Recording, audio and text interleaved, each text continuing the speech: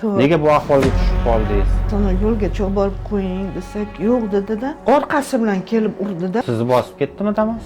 Oyog'im mana уже singan. 3 ta operatsiya bo'ldim. Jahl bilan bosib ketib qolmadimi sizni? Hozir endi yura olmaysiz. Bu bolada hech nima yo'q. Ha, u Damas bor ekan-ku. Yo'q, o'ziniki emas. Farzandlar, yaqinlar bormi qarovchi? Farzand ishlayapti. Yo'ldan bo'lyapti. Siz aytmadingizmi, bu meni bosib ketgandan keyin Sudyalar ham hozir prestupnik tarafmi, bular sudyalarni tushunib bo'lmaydi. Bir martaba kelib xabar olmadim. Assalomu alaykum. Bizga eshiklarni ochib qo'yibdi mana. Assalomu alaykum. Salomatmisiz? Yaxshi o'tiribsizmi? Mana shu yerga o'tirsam bo'ladimi? Siz o'tiravering, turmang unaqa. Abdiyora keling. salomatmisiz? Rahmat, Xudoga Bizga shukr. chiqqan ekansiz, jamoamiz vakillari bilan gaplashgan ekansiz. Opa, biz mana shu tezlik jamoasi bilan shu yo'l harakati qoidalari natijasida, demak, avariyalar natijasida jabr ko'rgan, shu hali ham qiynalayotgan odamlarni holidan xabar olamiz. Ularni ming rahmat. yetkazamiz odamlarga, mana nima oqibatga olib kelgan. Shuning uchun yo'lda to'g'ri yuringlar, o'zinglardan ketmanglar degan ma'noda ibrat bo'lsin deb bolalar aytishdi, qizlar muammolaringiz bor ekan-a, bizlarga aytmoqchi bo'lgan, yordam so'ramoqchi bo'lgan. Shunga keldik biz sizni eshitgani. Rahmat, kattakon. Eshingizni ochtirib qo'yibsiz, katta rahmat. To'g'ri kirib keldik. Xursandman kelganinglar uchun. Kattakon rahmat sizlarga, boringlarga shukr. Bizga endi bunday qilsangiz, biz-ku sizni haqingizni ozgina bilamiz. Qolganlarga ham tushunarli bo'lish uchun o'zingizni tanishtirib, nima bo'lgan shundan qisqacha aytib bersangiz. Nega bu ahvolga tushib qoldingiz? Men Murodov marhamat, 62-yilman. 2-guruh invalidi bo'lganman. Saharni diabet. Ilgari shunaqa guruhingiz bo'lgan, nogironlik. Xo'p, keyin 22-yilni oktyabr oyida больницada yotgandim, endokrinologiyada. Toshkentda. Ha, Toshkentda. Keyin vrachlar keladigan bo'ldi, Zangata Covid больницasiga. Professorlar menda 2-3 ta operatsiya qilish kerak. O'shani tekin qilishadi deb chaqirishdi-da u yoqqa. Hamma bilan gaplashdik, professorlar bilan, vazirlar bilan chiqib ketyotgandim. Damas turibdi. Covid больницаdan yo'lgacha uzoqda. Zangatadagi hozir joylashgan Covid больницаdan, shu yerda bo'lgansiz.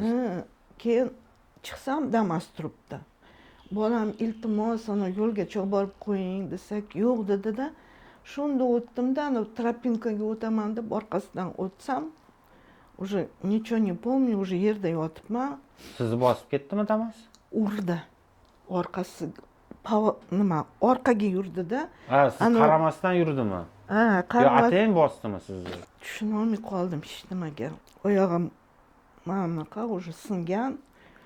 Tez Damasiga o'tkazib, ichkariga kirib ketdi. Skoriyalar, professorlar hammasi o'sha больницада turdi.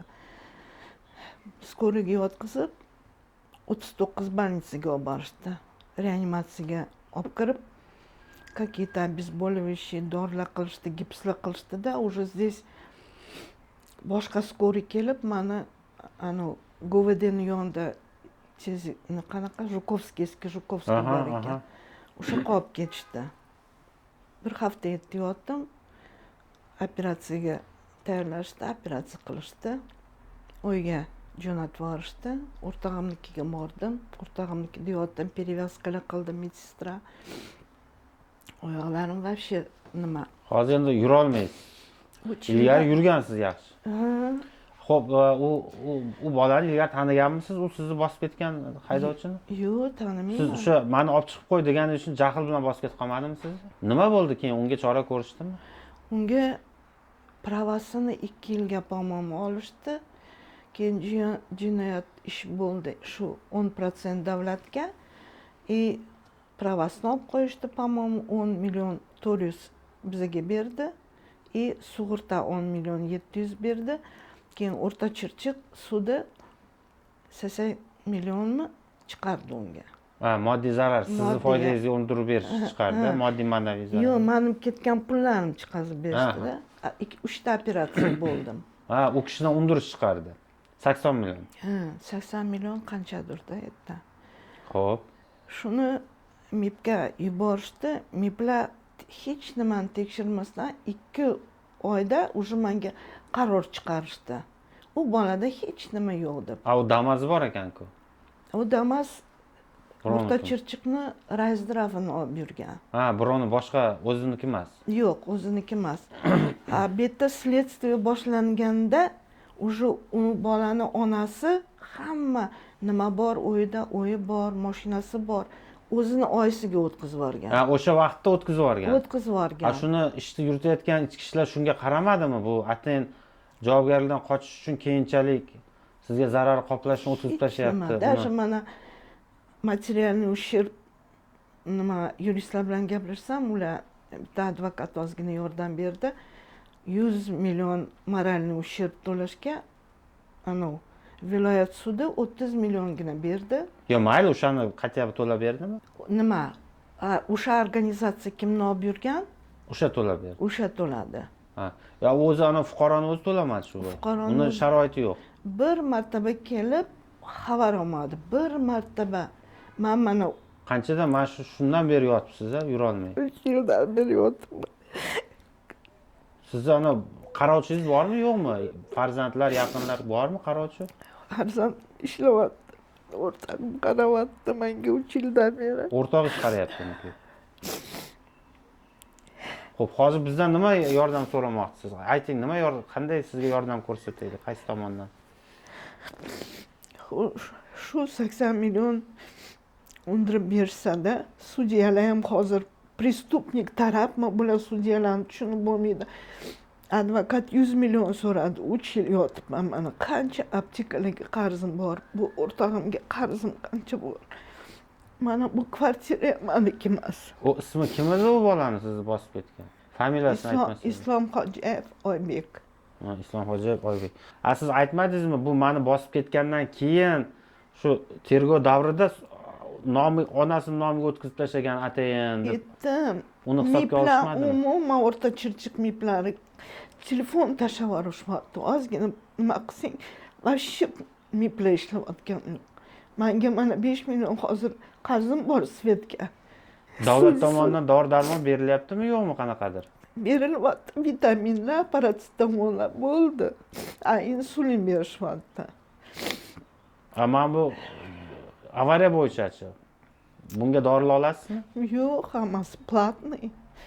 O'zi Keyin inson huquqlari 5,5 million berdi. Nima gapingiz bor endi, mana odamlarga aytadigan, bu bola ham balki ko'rib qolar, uni yaqinlari ko'rib qolar, shu siz yurgan odamni bunday qilib nogiron qilib qo'yib, yana bir og'iz xabar olmay, o'zining nomidagi narsalarni ham boshqa onasiga, boshqaga o'tkazib qo'yib, o'zidan bechora qilib yuribdi mana. U mayli shuncha odamni aldasa ham, lekin o'zini o'zi alda olmaydi-ku, haqiqat bari qoladi. Shunaqa qilayotganlarga nima deysiz mana? Yoki boshqa odamlarga gapingiz bordir, ayting. O'zbekcha vijdon, человек всегда должен оставаться человеком. Demak, inson doim inson bo'lib qolishi kerak. Xo'p. Da. Prava qanaqa berishyapti shunaqalarga? Ilgari berganda, endi hozir ham ilgari berganda, hozir qattiq zakonlar chiqdi. Sizni yurib ketish imkoniyati bormi? Vaqt o'tib yurib keta olarmikansiz? Bilmayman, birinchi guruhga aylandim. Birinchi guruh nogiron bo'lib qoldi. Birinchi guruhga o'tkazib yuborishdi meni. 3 yil bo'ldi-da yotganingiz. 3 yil bo'ldi. Ko'chaga ham chiqa olmayman. Mana skorilar olib ketadi. Invalidniy kolyaskada. Keyin больницаdan chiqaman. MCHSlar, Yangiyo'lni MCHSlari shunaqa yaxshi ishlaydi, bolalar kelib ko'tarishadi. Olib chiqishadi, 4-kravatgacha olib chiqishadi. O'zim mana hozir ko'rsataman, divanga boraman, zo'rg'a divanga yetaman. Bu qanaqa apparat bu? Kislorod. Sahr manda. 3 yil yotaman, hammasi sahr, уже nagruska bo'lyapti, pochkaga, ko'zlarimga, nafasim qisyapti. O'shin chista invalidga aylandim-da. Hozir bu bolaga hech qanaqa chora ham ko'rilmadi. Bu bola hozir prava olib yana odamlarni kaleka qiladimi, invalid qiladimi yana. Hech nima bo'lmadi deb o'ldirib yuradimi odamlarni. Endi umid qilamiz, siz hali yaxshi bo'lib ketasiz, yurib oyoqqa turib ketasiz.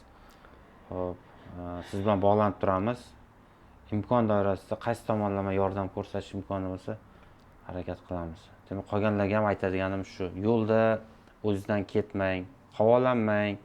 Boshqalarning hayoti, xavfsizligini ta'minlashga o'zingizni hissangizni qo'shing.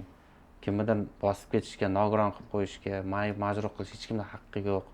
Va eng yomoni, mabodo ehtiyotsizlik oqibatida kimgadir shikast yetkazib qo'yadigan bo'lsangiz, boshqalar kabi yordam berishdan qochish maqsadida nomingizdagi mol-mulkingizni-yu narsalaringizni boshqalar nomiga o'tkazib, bunaqa o'yin ishlar qilmang. Chunki bu dunyo shunaqa qaytar dunyo. Qaytardi. Siz shu ishni qilsangiz, sizga ham boshqa yo'ldan qaytadi. Yaxshisi, xato qilib qo'ygan bo'lsangiz, uni to'g'rilashga imkoniyat bor. Yordamga muhtoj odamdan o'z vaqtida xabar olish kerak, yordam berish kerak. Bunaqa odamlarni duosini olish kerak-da, endi oddiy aytganda. Hozir sizni ham shu ahvolda tashlab bu kishini yana qochib yuribdi deb aytishyapti. Bu gaplar qanchalik haqiqat? Biz bu kishini eshityapmiz. Bu yog'ini o'zi ko'rguvchi, bilguvchi bor. Biz sizga shu qo'limizdan nima yordam kelsa, shuni harakat qilamiz yordam berishga. Bizni kuzatib turganlardan ham iltimos qilamiz. Majburiy ijro byuroni mas'ul xodimlaridan, boshqalardan iltimos qilamiz. Bu kishiga nisbatan adolatni tiklab berishlarini so'raymiz. Sog' bo'ling, katta rahmat. Siz bilan doim aloqada bo'lamiz. O'zingiz ehtiyot qiling.